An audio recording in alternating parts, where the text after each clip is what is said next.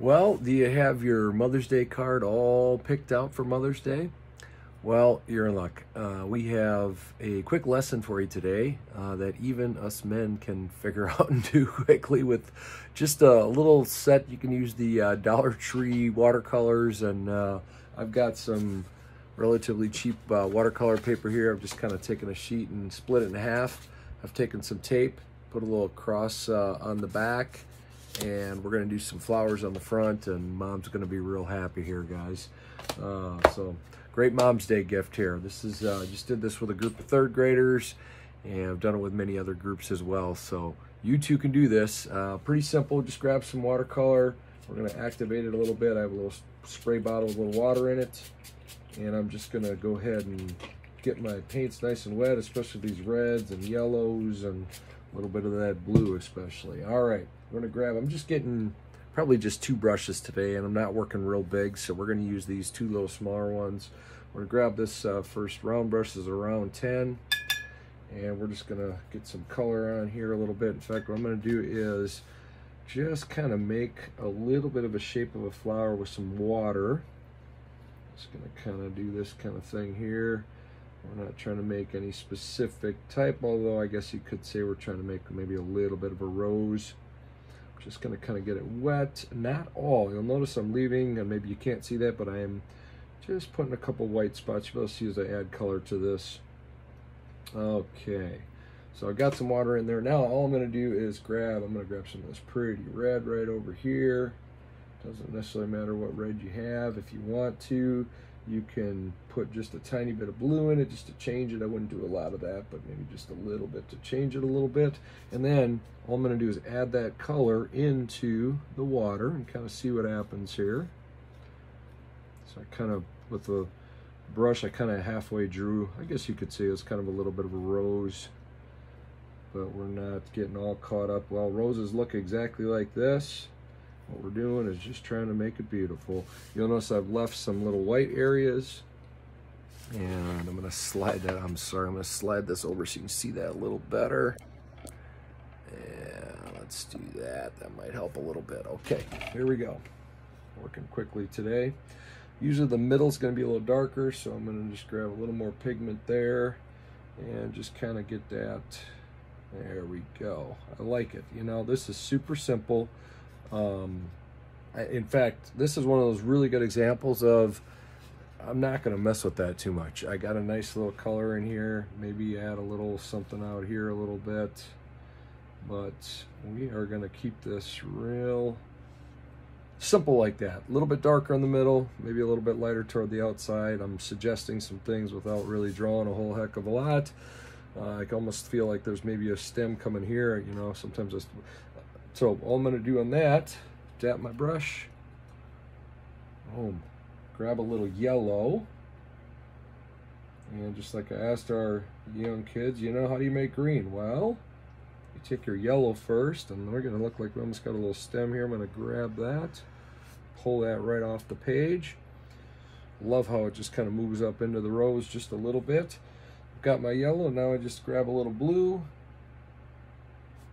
And I'm just going to, again, just kind of dap that in there, get a nice pretty green. I'm not even going to color the whole thing. Oh, look at that. Well, I'm going to run that back up in there. And very quickly, very simply, we've got a rose for Mom. Now, we've got some choices. We can leave it as is. That's one really good choice. You could just leave that just like it is, just like that. Let it dry. That's one great option. Another option would be to put a background on it. And I will just probably tell you today, because I kind of like the way this looks, that one of the options is to take blue and green and mix them together. So what I'm going to do is just show you how to do that. I'm not going to actually do it because I just like my rose the way it is, but I'll show you how to do that on my little square piece of paper here. So clean my brush out a little bit. I'm going to grab some blue. In this case, I'm grabbing kind of a lighter blue, but you can use any blue. And then I'm going to grab some green. In this case, I'm grabbing a little lighter green. So I get this kind of real pretty color. You can see that there. And then what I'll do on this thing is I'll just kind of do a negative space painting. So we're going to leave the rose or the flower. You'll notice what I'm doing here. I'm just kind of making it, kind of going around it. It's a great technique to use. Simple but very effective. So if it's getting a little bit too green, just add a little more blue to it. And again, I'm using kind of a light blue, but whatever blue will work. Just kind of creating a little flower in the middle here and kind of working around it. You know, like it's getting a little bit, I'm going to grab a little darker blue here. Which, yeah, there we go. Mix it up with that green. And we just, what that does is it kind of suggests skies, suggests flowers without really doing a whole lot. Very simple technique. Kind of creates a cool little background. So blue and a little bit of green. And you will have yourself a very pretty, ooh, there we go. That's what I'm looking for. Look at that. And again, I'll just kind of let that move around a little bit. And you can see I kind of got my negative space flower in the middle of that. I could go into that and put a flower in there, actually. That'd be another option to do the background first, okay? So you kind of always have those choices. But I like, I'll zoom this in so you can see it. I like that just the way it is. You know, I almost would prefer that it not have a background for what it just kind of looks sharp the way it is. So gotta wait just a second for that to dry. You can throw a hair dryer on it, although you have to be careful not to let those push around too much. You can see I did get a little drip here. If that's a problem, which I guess in this case it is a little bit, just because normally a petal wouldn't be coming off the page like that, although that could be a stem as well. I'll just tap that off a little bit. And there you go. So we got the front part all done. I've got another one over here that I'm going to use just because that one's not quite dry, so I can do this quickly on film. Sorry, my filming skills are just outstanding here today. But here's one we did with the 3rd grade. And there we took a tulip, and one of the things I love about this, we kind of put a loose background, some mountains kind of in the background there. I was trying to teach them how to do kind of green in front and blue in the background.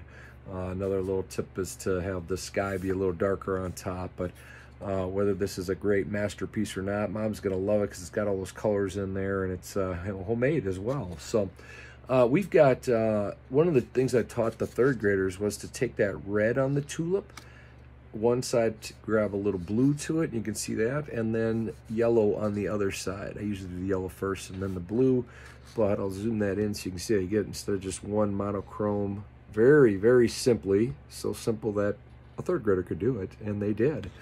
And then I just added a little stem and real simple design there, but yeah, beautiful. So now I got the back part, I've got my cross, and all we're gonna do there is I'm gonna grab pencil, and I'm just going to draw some lines kind of out. These do not have to be, I'm just going to do a few of them today. So I just took and pulled out some lines. You can get creative with how you want to do that. I'm just going to do it real simply like that today. And then, you know what, I'll grab the color I have here, grab this yellow, or I'm sorry, yellow, this bright red, and maybe has a little bit of other colors in it. And I'm just going to grab one of these spaces, and I'm going to color that in. Real simple. Okay. There it is. Got my first color in there. Clean my brush. I dap it all the way down. Get it nice and clean. Now I'll grab that other color I have over here. What do we have? That beautiful green and blue. Grab that.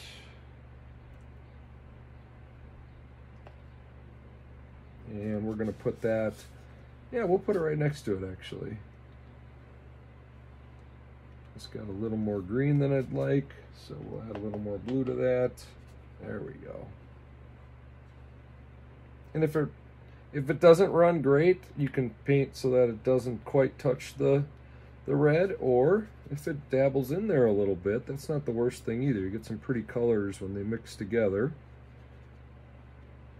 And I'll keep it somewhat separate here.